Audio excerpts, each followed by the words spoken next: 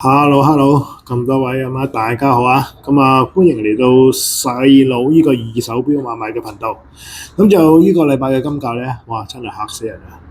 出邊坊間咧好多盛傳嘅。有淡友有好友，呢個世界又好正常嘅。咁就唔知個後市如何咧？大家可以拭目以待就得噶啦。咁就今集咧就介紹咧就三金咧就5個，希望大家中意啦。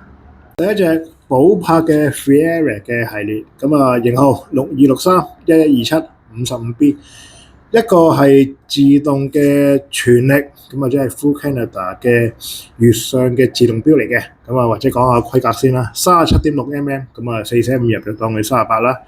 一個白色嘅錶面啦，有依度就係月份，依度就係星期，指針日曆。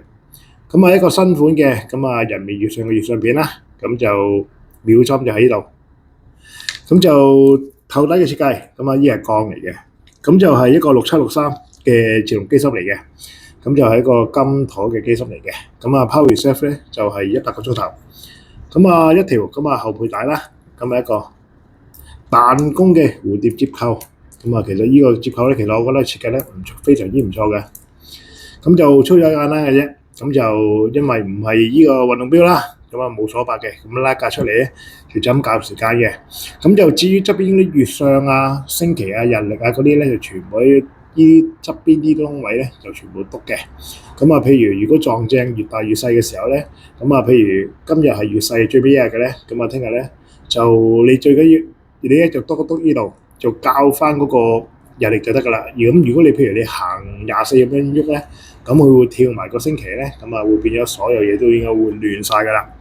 呢隻咧就係2022年嘅全套嚟嘅，就賣36,800。上個細就係咁樣噶啦。38mm 啦，其實都係非常之啱 size 嘅錶嚟噶啦。呢隻錶咧個整體嘅狀態咧有成90分嘅，非常之唔錯。呢隻 Omega 嘅 The Value。即係 Defect 咧，大家都應該好清楚噶啦。呢個係一個舊裝嘅 Defect 嚟嘅。型號46133002 39mm 嘅黃金殼、黃金扣嘅錶嚟嘅。自動細3針，細3針就呢個位啦。一塊銀白色嘅，有少少直紋嘅銀幕面啦。側邊呢啲出邊嗰個圈咧，嗰啲 marker 位做咗凹咗落嘅，所以就望落成隻錶咧，嗰個立體感咧都算非常之唔錯噶啦。就成隻錶嚟講咧，雖然係舊裝，不過其實都 keep 得幾好嘅。個物底嘅設計啦，一個 Coeso 2202，即係 ETA 2895嘅機芯。Power Reserve 咧就有48個鐘嘅。一條後配嘅，一條牛皮嘅皮帶啦。一個18K 嘅，針扣。粗咗簡單嘅啫，唔係運動錶嚟嘅，拉出嚟。就咁樣校時間就 OK 㗎啦，搞掂完之後咧就吸翻落去。呢隻係齋錶一隻嘅，49,800。其實隻錶上手嚟講咧，其實都算幾有份量下嘅。就大概略就計一計咧，其實可能咧扣除咗金價之外咧，就可能係大家係戴幾千蚊錶嚟嘅，戴幾千蚊錶嘅啫。第三隻卡地亞嘅 Rontante，型號 WSRO0002，一個40mm 鋼嘅自動2針日曆計時錶嚟嘅，或者介紹下隻錶先啦，因為依款嘅錶咧喺出邊咧都唔係經常可以見到嘅。一個白白地銀地色嘅一個錶面啦，有啲嬌吹紋咁樣嘅，側邊大家可以睇到噶啦。啲羅馬數目字啦，就其實呢兩個咧就唔係錶針圈嚟嘅，呢兩個計時圈嚟嘅。藍鋼有少少似寶璣嘅指針啦，但日曆位咧就係呢個6時嘅。就配一個。自產嘅就904 HMC 嘅自動機芯。Power Reserve 咧就係40個鐘頭。一條原裝嘅帶。其實呢隻錶成隻錶嘅整體質素咧都有90幾分嘅。一個就係呢啲成日都會見到嘅一啲咁嘅鋼嘅接扣啦。就粗咗簡單嘅啫。拉半格出嚟咧，就咁快調嗰個日曆。拉晒出嚟咧就係校個時間咁樣嘅。呢啲咁嘅計時掣咧就喺度啦，都係標咗呢個卡地亞嘅呢啲寶石嘅把頭。呢隻錶咧就係齋錶一隻嚟嘅。上網就 check 個官網咧就係2016年嘅錶，就齋錶一隻就賣28,800。就上手係咁樣噶啦。咁整體個 condition 咧都有90幾，狀態非常之新。第四隻八隻嘅 Polo S，其實離遠睇咧就真係好似個 Nautilus 嘅719，當然啦，佢係大隻啲嘅，即係呢隻係大隻啲嘅。個型號係 G0A41001，一個42mm，咁嘅圓中大少少方嘅有少 cushion 型嘅殼啦，大家見到2級噶啦。外圈嗰度咧就做咗一個打橫嘅呢個拉沙嘅，應該就配合翻塊面啦。其實塊面咧呢塊都係一個打橫嘅，銀銀地白白地嘅一個米色嘅一個地板紋面嚟嘅。大3針自動設計啦，日曆咧就喺呢個64位。秒針個尾嗰度咧都有個 P 字嘅，8隻嘅 logo 嚟嘅，大家都可以睇得好清楚噶啦。一個透底嘅設計啦，1110嘅自動鍍刻陀嘅呢個陀咧，佢唔係金陀嚟嘅，佢係鍍刻咗嘅，因為自動機芯。一條8著嘅帶啦，撳掣一拉出嚟咧就 OK 噶啦。就操作簡單嘅啫，半格，快跳日曆咧拉晒出嚟就係搞呢個日曆嘅。呢隻錶咧就係2018年嘅全套嚟嘅，就賣49,800。其實成隻錶嗰個質素咧，就整體嘅質素嚟講咧，都有90幾分，非常之唔錯。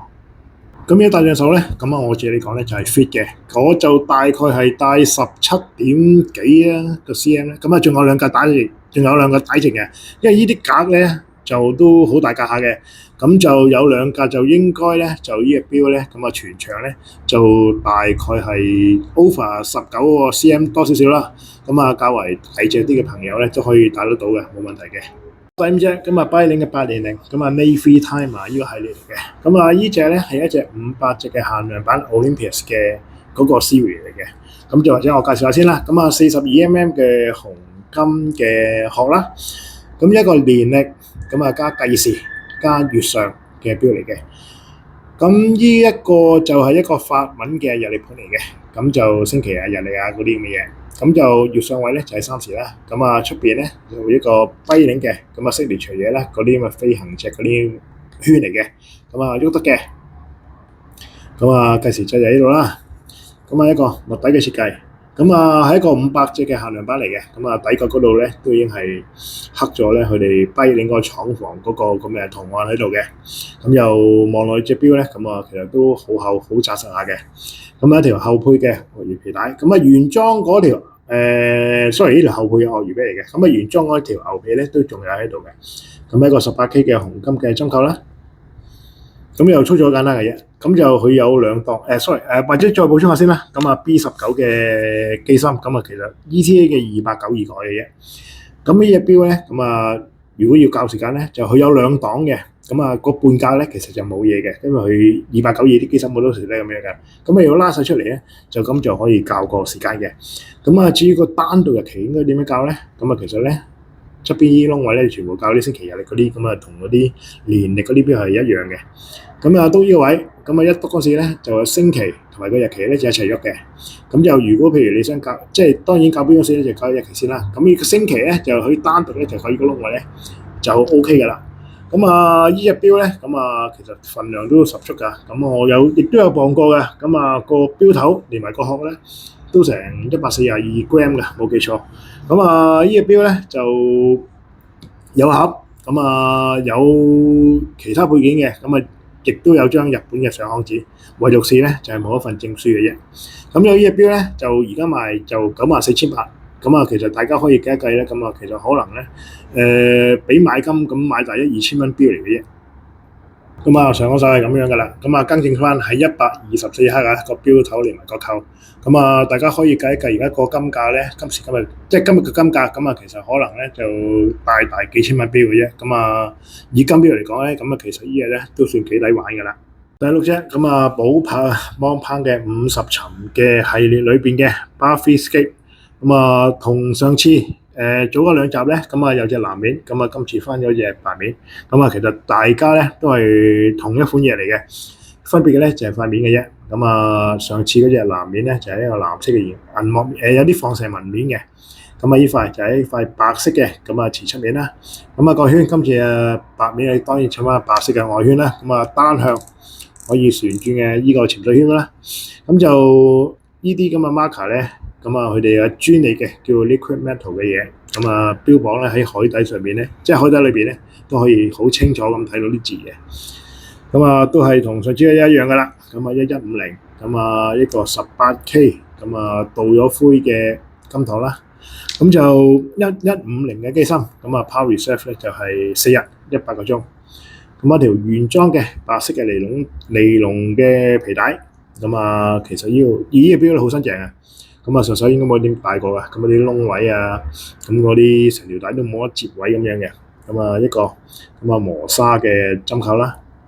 咁啊粗咗簡單嘅鎖把嚟嘅，咁啊拉半格出嚟，咁啊快調翻呢個日曆，咁拉晒出嚟飲夠時間，吸翻埋鎖翻住佢就 OK 啦。咁啊呢個錶咧就係呢個2021年嘅全套嚟嘅，咁啊賣39,800。咁啊如果中意啲細 size 嘅50尋咧，咁啊其實呢個都係唔錯嘅選擇。就算佢係之前嗰個 Trilogy 嘅2000年左右嘅系列嘅50尋咧，都40mm 㗎啦。咁啊嗰隻戴上手呢隻較為大少少嘅。咁啊其實呢隻38mm咧，咁啊以呢個譬如手有啲嘅朋友嚟講咧，一個非常之唔錯嘅選擇嚟嘅。第7隻咁啊卡利亞嘅加大裝嘅美國坦克，咁啊型號 W260976，個 size 32×52。咁啊，美國坦克嚟講咧，就最大就係呢個 size 嚟㗎啦。咁就一個卡地亞嘅 signature 嘢啦，標出名嘅面啦，咁啊羅馬數字，咁啊藍鋼嘅指針，咁啊日曆位咧就喺個6時嘅，咁啊把頭嗰度咧有粒寶石㗎啦。咁一個就係191嘅透底嘅自動機芯啦。咁啊其實呢個機芯咧就係 base 咧，即係基礎咧就係 GP 嘅3100嚟嘅。咁啊 power reserve 咧就46個鐘頭。咁一條原裝嘅鱷魚皮嘅卡利亞嘅皮帶咧，咁啊其實睇條皮帶都知道咧，咁啊其實上手咧就唔係咁多帶嘅啫，咁啊可能帶多個帶嘅，咁啊都係一個帶嘅，咁啊接口啦，咁啊操作好簡單嘅啫，咁就唔係鎖把嚟嘅，半格就快調日曆，咁啊拉咗出嚟就咁校時間，吸翻埋就 OK 噶啦。咁啊呢隻錶咧就係2017年嘅全套嚟嘅，咁啊賣89,800。隻錶上身係咁樣㗎啦，咁咧就其實如果即係我戴住咧，咁啊基本上成隻錶咧都可以 cover 到我個手腕嘅，咁啊我就大概係17點鬆少少嘅 cm 嘅手腕啦，咁啊正常嚟講，一般人嚟講咧，咁啊其實基本上咧戴起上嚟咧都唔會好大嘅，咁啊呢隻錶整體嚟講質素咧就非常之好。仲有一隻咁啊 Panerai 嘅 Luminor， 咁啊就型號就 PAM00113，咁啊即係113啦。44mm 鋼嘅一個細3針白瓷面嘅上鏈錶嚟嘅，咁啊秒針咧就係呢個90位啦，咁啊362就專登做大少少，咁啊大家容易睇啲嘅個頭底設計，咁啊 OPXI， 咁啊其實即係 ETA 咧嘅6497機芯嚟嘅，咁啊上盡晒鏈啦，咁啊帶同係唔帶都好，咁啊56個鐘頭就自己會停㗎啦。咁條原裝嘅膠帶啦，一個原裝嘅針扣，咁啊呢隻錶咧就係 N 頭嚟嘅，咁啊數手指咧就大概係2011年嘅錶，咁啊屬於呢一款錶嘅尾期嚟嘅。咁啊齋錶嗰隻，咁啊賣18,800，咁啊其實就係你錶整體嚟講咧都非常之唔錯，咁啊都有掂住90%㗎啦。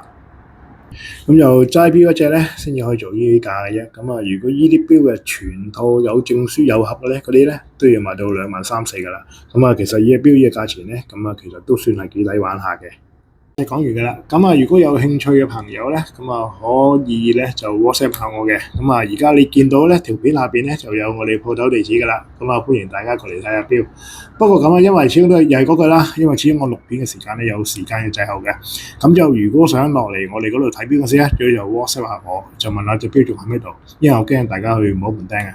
咁如果話想睇下啲相先嘅都 OK 嘅。咁啊，頻道簡介嗰度咧就有我嗰個 Carousel 啊，隨機拍賣嗰個連結，你可以 click 入去，咁啊揾翻隻錶出嚟。